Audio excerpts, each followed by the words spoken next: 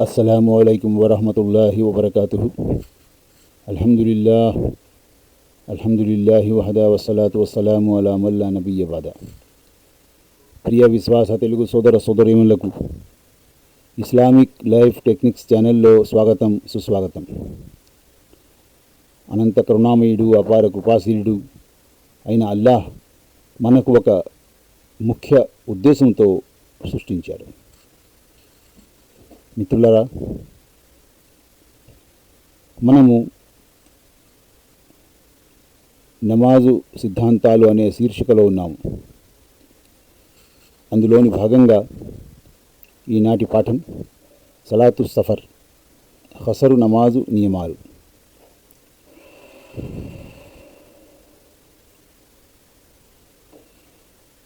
ప్రయాణమునందు నమాజును ఖసరు చేసుకుంటా లేక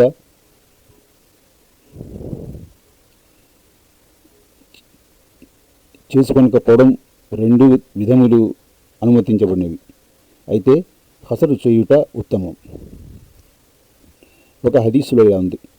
ఆయిషా సిద్దికా రజియల్లాహు అన్హా గారు ఇలా తెలుపుతున్నారు. మహాప్రవక్త సల్లల్లాహు అలైహి వసల్లం గారు ప్రయాణమునందు ఖసరు చేసుకునేవారు మరియు అప్పుడప్పుడు పూర్తిగా ఆచరించేవారు. రోజు ఉపవాసం ఉండేవారు లేక వదిలిపెట్టేవారు కూడాను. దారుల్ ఖుత్ని. మరో హదీస్లో ఇలా ఉంది.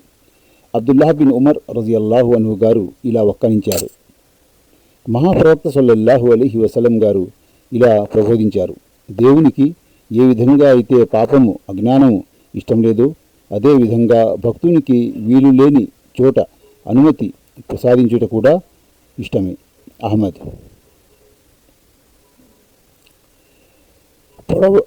పొడవైన ప్రయాణం ముందు ఉంటే తాము ఉన్న ఊరు లేక బస్తీ నుండి బయటకు రాగానే ఖసరు మొదలు పెట్టుకొనవచ్చును. ఒక హదీసులో ఇలా ఉంది. అనస్ రజియల్లాహు అన్హు గారి ఉల్లేఖన. మహాప్రవక్త సల్లల్లాహు అలైహి వసల్లం గారు మదీనాలో జుహర్ నమాజు 4 రకాతులు చేసిరి. అచట నుండి ప్రయాణం చేసి జుల్ హులైఫాకు వచ్చి అసరు 2 రకాతులు మాత్రమే చేసిరి. బుఖారీ, ముస్లిం. జుల్ హులైఫా మదీనా నుండి 6 మైళ్ళ దూరంలో ఉంది.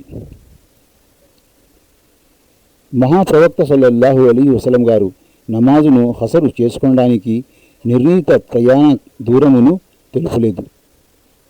సహాబాల ద్వారా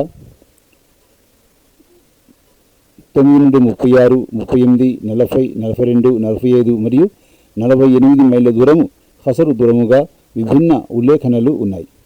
ఈ ఉల్లేఖనలు అన్నింటిలో 9 మైళ్ళ దూరమును తెలుపునది ఎక్కువ వాస్తవముగా తెలియచున్నది. అసలు వాస్తవం అల్లాహకే తెలుసు. ఒక హదీసులో ఇలా ఉంది. శోభా గారు ఇలా తెలిపారు. వారి గురువు గారు యహ్యా బిన్ యజీద్ హనాయి గారు అంటున్నారు. నేను అనస్ రజియల్లాహు అన్హు గారిని ఖసర్ నమాజ్ గురించి అడిగి తిని. అందుకు అనస్ రజియల్లాహు అన్హు గారు ఇలా సమాధానం ఇచ్చారు. మహాప్రవక్త సల్లల్లాహు అలైహి వసల్లం గారు 3 మైళ్ళు లేక 3 ఫర్సఖ్ అంటే 9 మైళ్ళు ప్రయాణం చేసినప్పుడు నమాజ్ను ఖసర్ చేసుకునేవారు. యహ్యా గారి శిష్యులకు శోభాకు 3 మైళ్ళు లేక ఫర్సఖ్ అని అనుమానం ఉన్నది. అహ్మద్, ముస్లిం, అబూ దావుద్. ఒక హదీసులో ఇలా ఉంది. వహాబ్ రజియల్లాహు అన్హు గారు ఇలా అంటున్నారు. మహాప్రవక్త సల్లల్లాహు అలైహి వసల్లం గారు మాకు మినాలో శాంతి కాలంలో యుద్ధం లేనప్పుడు ఖసర్ నమాజును చేయించారు. బుఖారీ. మరో హదీసులో ఇలా ఉంది. అబ్దుల్లాహ్ బిన్ ఉమర్ రజియల్లాహు అన్హు గారు హజరత్ మరియు అబ్దుల్లా ఇబ్న్ అబ్బాస్ రజియల్లాహు అన్హు గారు 4 బుర్జ్ అంటే 48 మైళ్ళ ప్రయాణంపై నమాజు ఖసరు చేసేవారు మరియు రోజా ఇఫ్తియార్ కూడా చేసేవారు. హాఫీజ్ ఇబ్నే హజర్ గారు ఫతుల్ బారీ గ్రంథంలో వ్రాసిరి. నమాజ్ ఖసరు చేయుటకు నిర్ణీత కాలమును మహాప్రవక్త సల్లల్లాహు అలైహి వసల్లం గారు తెలుపలేదు. సహాబా రజియల్లాహు అన్హు గార్లతో 4 నుండి 15 మరియు 19 దినముల ఉల్లేఖనలు ఉన్నాయి. వానిలో 19 దినముల కాలపరిమితి సరైనదని తెలిచున్నది. వాస్తవము అల్లాహకే తెలుసును. దినముల కంటే అంటే 19 దినముల కంటే ప్రయాణంలో ఎక్కువ కాలము నిలవాలని గట్టిగా నిర్ణయము తీసుకుంటే అచ్చట నమాజు పూర్తిగా ఆచరించవలను. అబ్దుల్లా బిన్ అబ్బాస్ రజియల్లాహు అన్హు గారు అంటున్నారు, మహాప్రవక్త సల్లల్లాహు అలైహి వసల్లం గారు తమ ప్రయాణము మధ్యలో ఒకే చోట 19 దినములు ఉంటే నమాజును ఖసరు చేసేవారు. కావున మేము మక్కాకు వచ్చి 19 దినములు నిలిస్తే నమాజు ఖసరు చేసుకునేవారం. కానీ 19 దినముల కంటే ఎక్కువ కాలము ఉంటే నమాజును పూర్తిగా చేసుకునేవారం. బుఖారీ. ప్రయాణం నుండి జుహర్ మరియు అసర్ నమాజులు లేక మగరిబ్ మరియు ఇషా నమాజులు కలిపి ఒకేసారి చేసుకుంటా ధర్మసమ్మతం.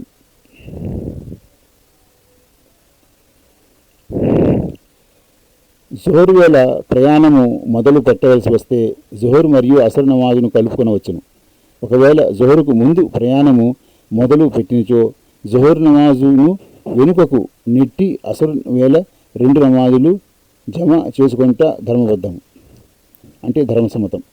ఇలాగే మగ్రిబ్ మరియు ఇషా నమాజులు జతపరచుకోవచ్చును. ఒక హదీసులో ఇలా ఉంది,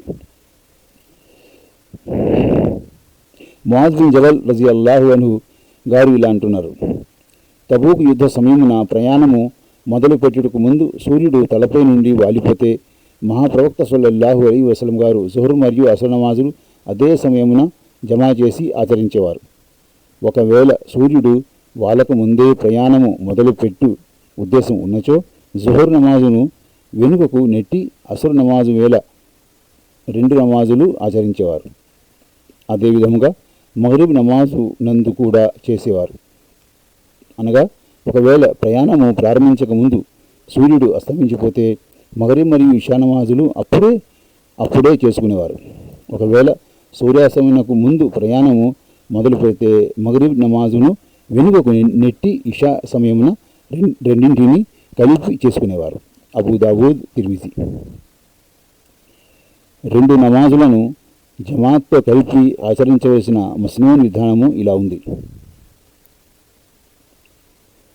జాబిర్ రజియల్లాహు అన్హు గారు ఇలా ఉల్లేఖించారు, మహాప్రవక్త సల్లల్లాహు అలైహి వసల్లం గారు ముజ్దలిఫాకు వచ్చినప్పుడు ఒక అజాను మరియు 2 ఇఖామతులతో మగ్రిబ్ మరియు ఇషా నమాజులు కలిపి ఆచరించారు.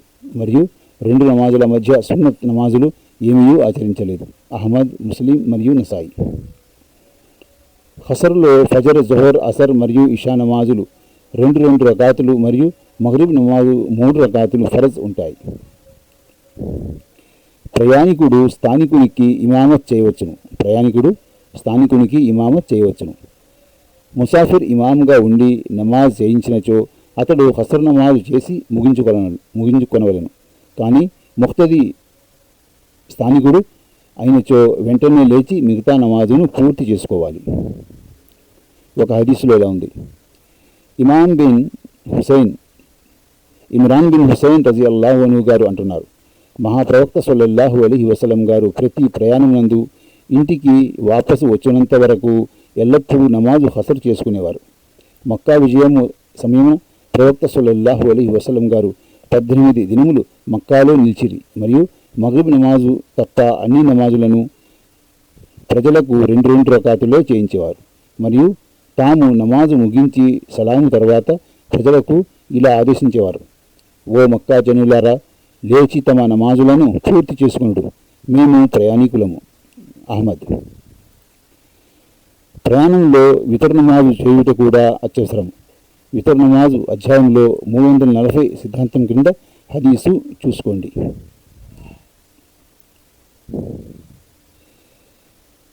అంటే ప్రయాణం నందు ఫరద్ నమాజుల రకాతుల వివరములు: ఫజర్ 2, జోర్ 2,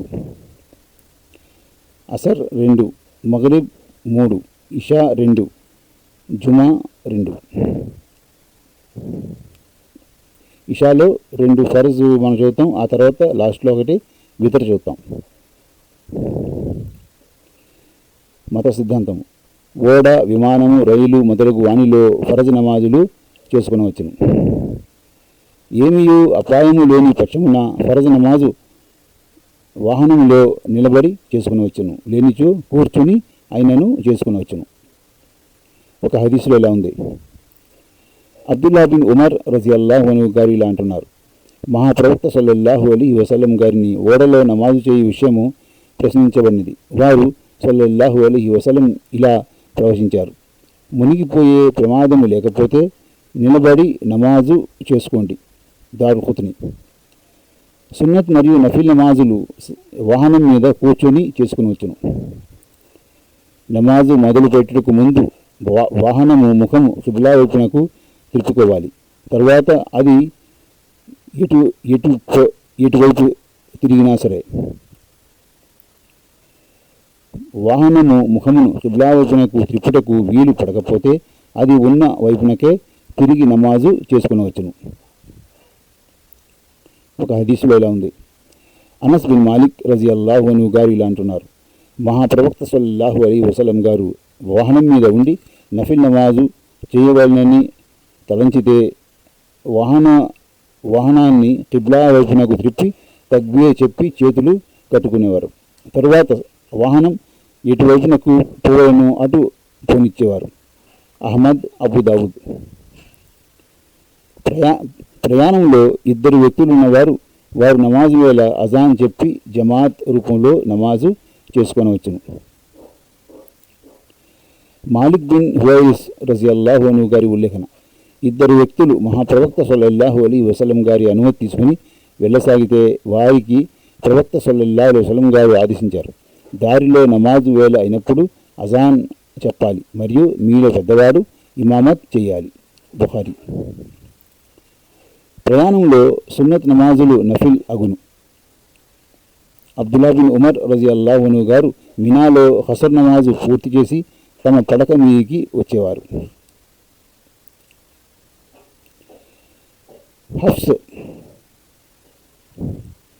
హఫ్స్ రజియల్లాహు అన్హు గారు ఇలా అన్నారు, అంటే ఇబ్న్ ఉమర్ రజియల్లాహు అన్హు గారు ఇలా అన్నారు, ఓ పినతండ్రి, మీరు హసర్ నమాజు తర్వాత 2 రకాతులు సున్నత్ చేసి ఉంటే చాలా బాగుండేది.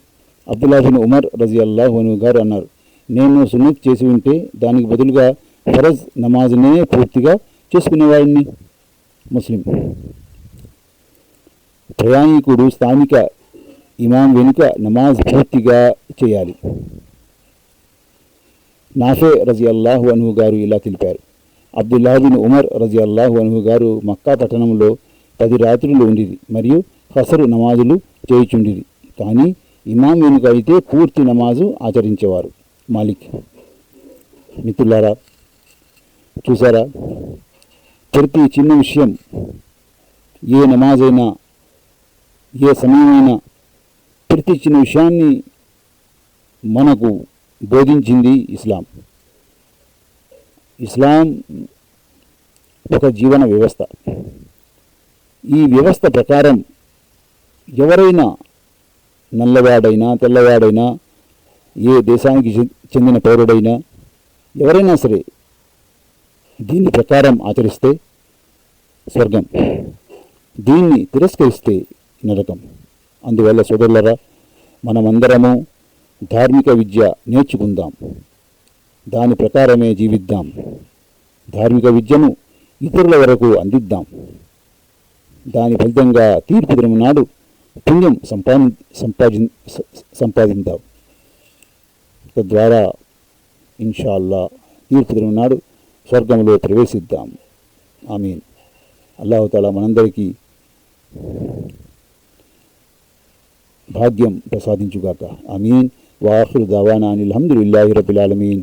అస్సలాము అలైకుం వరహమతుల్లాహి వబరకాతుహు.